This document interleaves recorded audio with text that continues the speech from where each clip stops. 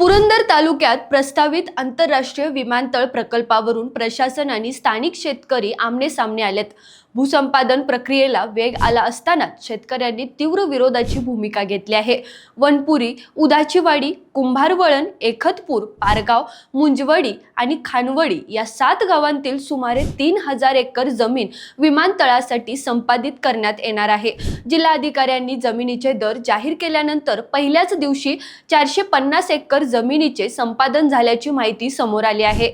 मात्र स्थानिक शेतकरी या प्रक्रियेविरोधात आक्रमक झाले असून 10 कोटी रुपये प्रति एकर दिले तरी जमीन देणार नाही असा ठाम इशारा त्यांनी दिला आहे। आम्हाला मोबदला नको, आमची जमीनच हवी अशी भावना शेतकऱ्यांनी व्यक्त केली आहे। दरम्यान प्रशासनाने 10 जून पर्यंत संमती करार करण्याची मुदत दिली असून त्यानंतर सक्तीच्या भूसंपादनाचा इशाराही दिला आहे। यामुळे परिसरात तणावाचे वातावरण निर्माण झाले आहे।